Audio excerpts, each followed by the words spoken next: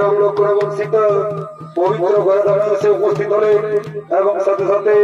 রাজা দশরথের আত্মার শান্তির কামনার্থে পিণ্ডদানের শুভকর্ম শুরু করে দিলেন। মাঝে মাঝে রামচন্দ্র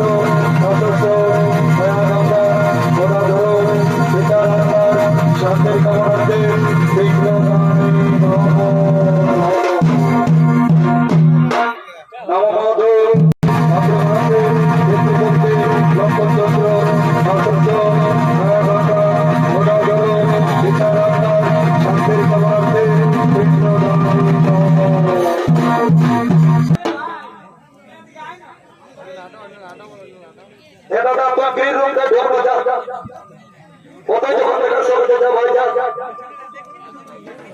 নাচটা দেখবে না বিটি ছেলেরা দেখবে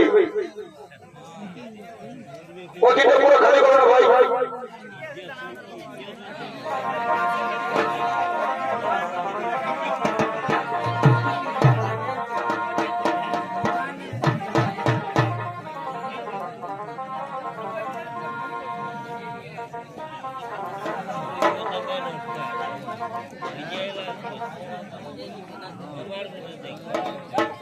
সঙ্গে সঙ্গে ভাই লক্ষ্য বলছে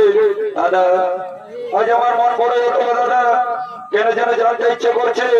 এত এত জায়গা থাকতে কেনই বা আমরা এই পবিত্র গয়াধামে এসে পিণ্ডদান করলাম দাদা এই পবিত্র গয়াধামে পিণ্ড দিলে জীবের কি উপকার হয় দাদা ওরে ভাই লক্ষ্য এই গয়াধামের মাহাত্ম কথা বুঝবি না ভাই চল ভাই আমাদের পিণ্ডদানের কাজ সম্পূর্ণ হয়েছে আমরা বাড়ি ফিরে যাই না দাদা যতক্ষণ না পর্যন্ত তুমি গয়াধামের মাহাত্ম কথা করিবে বর্ণন ততক্ষণ পর্যন্ত আমি কিছুতেই বাড়ি ফিরে যাব না দাদা তুমি তো নররূপী নারায়ণ তাই আজকে দর্শক মন্ডলের কাছে গয়াধামের মাহাত্ম কথা করো বর্ণন ওরে ভাই লক্ষ্মণ তুই যখন বুঝবি না ভাই তখন চল ভাই